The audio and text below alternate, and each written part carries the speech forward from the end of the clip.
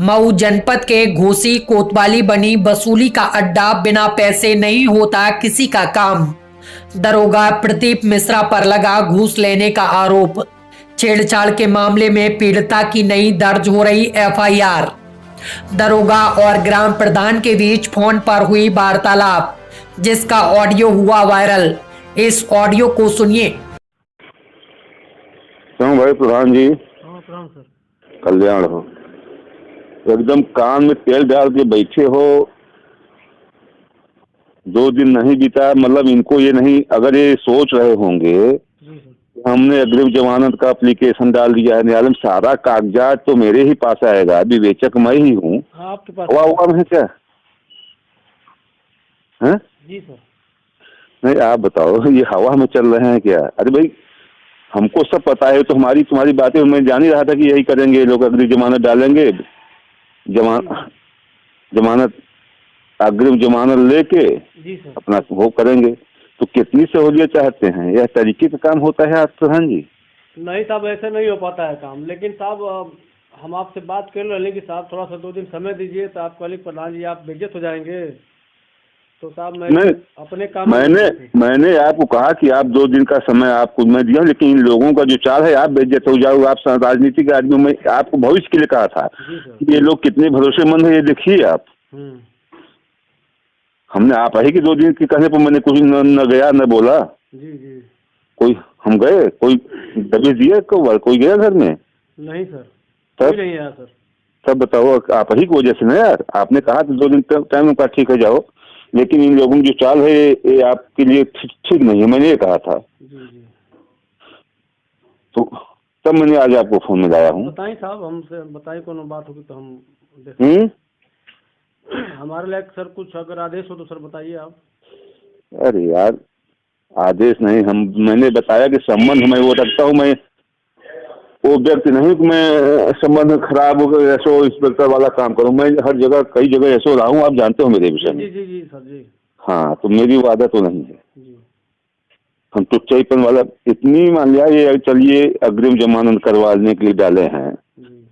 1 तारीख को इतना मौका हमने इनको दिया, जी सर। क्या नहीं आप बताइए? नहीं सर, सही बात है। कितना मौका, ये मौका न देता, किसी को उठा के बैठाता, वो बेइज्जत करता, गाली गलौज करता, तोड़ फोड़ करता।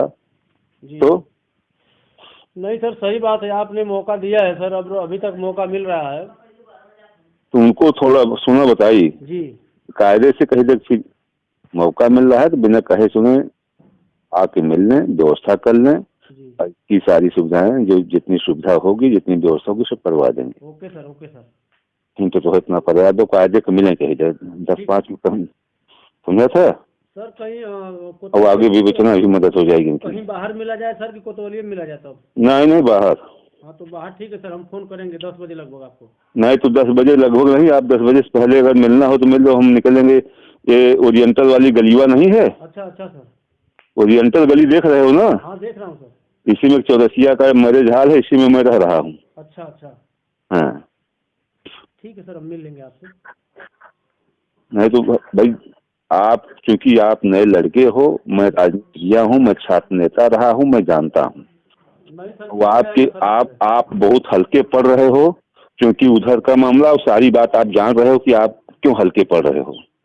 तो जो हल्का है उसकी मदद मैं करूंगा, तो ये लोग कायदे व्यवस्था करें, कायदे काम है। ओके सर, हम एकदम इस पे तैनात रहेंगे सर। आपकी बात हम समझ गए सर। हाँ, और हम इस पे एकदम जरूर टाइट रहेंगे। टाइट हो तो कायदे बात कर लो।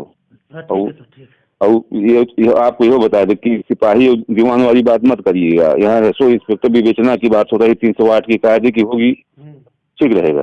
अच्छा सर, ठीक है। हाँ, मतलब ये सोचेंगे 10-5 करके 20 करके 10-20 करके काम कर ले तो 10-20 भी नहीं होने वाला है।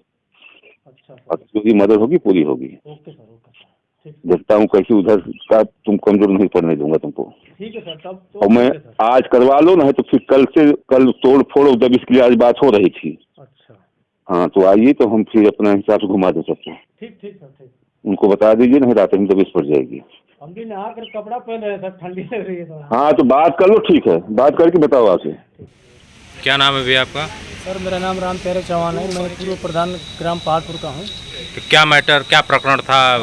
प्रकरण सर मेरी चचेरे चाचा की लड़की को छेड़ा जा रहा था गोवर्धन द्वारा, और ये घटना है 14 तारीख शाम 7:30 बजे से 8 बजे के बीच में। तो क्या उसमें हुआ फिर? और इसमें सर हुआ यूँ कि गोवर्धन दुकान पे बैठा था और मेरी चाचा की लड़की सामान लेने के लिए आ रही थी, और वो आते समय गोवर्धन दौड़ करके गया और लड़की को कुछ शब्द ऐसा कहा कि मैं बोल नहीं सकता हूँ, और फिर आते समय भी उसको कमेंट किया और छेड़ा उसको, 500 रुपये की भी बात कहा। तो मेरी चाची की लड़की ने उसको जाके अपने मम्मी को बोला, फिर चाची जाके उसको पूछी कि भाई तुम क्यों करे, उस पर वो लोग झगड़ा कर दिए और मेरी चाची को और चाची के दोनों लड़की को मारे और दांत से काट दिया गया, जो कि इंजरी आ गई उनको, उनका मेडिकल भी हुआ है। तो हम सर वहाँ से मेरी चाची बुलाई, हम अपने घर में 4 लोगों के साथ बैठे थे, गांव के लोग थे। फिर वहाँ से मैं बाहर गया, देखा बहुत पूरा मजमा लगा है लोगों का। फिर वहाँ पे मैं जाके 100 नंबर को फ़ोन किया, 100 नंबर आई, गोवर्धन को पकड़ के लेके आई थाने पर। थाने से बाहर छोड़ी उसको, गेट के अंदर नहीं लाई। मैं अंदर आया, फिर यानी कि पैसा लेकर ही छोड़ दिया हाँ, गया? पैसा लेके 100 नंबर छोड़ दी, गेट के बाहर ही छोड़ दी, मैं गोवर्धन को अंदर देखा नहीं। फिर उसके बाद मैं दरख्वास्त लिखवा के मुंशी जी के पास गया, चाची और लड़कियों को लेके। मुंशी जी बोले कि प्रदीप मिश्रा जी बैठे हैं, प्रदीप मिश्रा जी अपनी बात बताइए। फिर सर हमने उनके पास गया तो मेरी चाची दरख्वास्त उनको दी, तो ज़ोर से बोले कि क्या है ये। तो मेरी चाची बोली कि साहब हमारे लड़कियाँ के संगवा आज तक मारपीट भैलिया, छेड़छाड़ भैला। तो वो कहते हैं कि तुम मंद ग्रंथ कहानी बना के आई हो, मंद ग्रंथ कहानी बना के आई हो, मुकदमा किसी को फंसाने के लिए आई हो। मैंने कहा सर हम अपनी बात करने के लिए आए हैं, किसी को फंसाने के लिए नहीं आए हैं। हमारी बात सुन लीजिए, जांच कर लीजिए, अगर तथ्य मिलता है तो उस पर कार्रवाई करिए। तो बोले कि तुम मत बोलो, तुम कौन हो, तुम जल्दी उठो यहाँ से, कुर्सी से उठो, जल्दी उठो। मैं सर खड़ा हो गया, खड़ा होकर मैं बोला कि सर मैं अपनी बात कहना चाह रहा हूँ, तो क्यों नहीं हमारी बात सुन रहे? तो वो बोले कि नहीं, तुम 2 बार हमको पैसे के लिए मैं तुमसे बोला था, पैसे नहीं दिए, इसमें तुम 12,000 रुपया दोगे तो तुम्हारा काम होगा, नहीं तो जब तक मैं कोतवाली में रहूँगा तब तक तुम्हारा काम नहीं होगा। क्या इस संबंध में आपने क्या एसपी को भी सूचना दी है क्या? हम सर एसपी साहब के यहाँ गए थे, जब मुझे प्रदीप मिश्रा द्वारा और कोतवाल साहब द्वारा मुझे बंद कर दिया गया। मैं वापस घर जा रहा था तो मुझे 3-4 लोग रास्ते में पकड़ के मारे। मैं कोतवाल साहब को सूचना दिया, कोतवाल साहब ने पुलिस भेजा। उसके बाद वो पुलिस लेके आई, मुझे भी बंद कर दिया गया, जो कि मेरी गाड़ी को टंकी को पिचका दिया गया है, मुझे मारा गया। उस पर कोई मुकदमा नहीं हुआ, कोई धारा नहीं लगी, ऐसे ही छोड़ दिया गया। मुझे भी बंद करके 151 में चालान कर दिया गया। उसके बाद मैं फिर जब छूटा, उसके बाद मैं सीधा DIG साहब को मैं फैक्स द्वारा भेजा और फिर SP साहब के पास पेश हुआ, अपनी बात बताई। मेरे पास प्रदीप मिश्रा जी का पैसा मांगा हुआ 3 बार रिकॉर्डिंग है, आप लोग कहीं भी वायरल कर सकते हैं अगर चाहिए तो।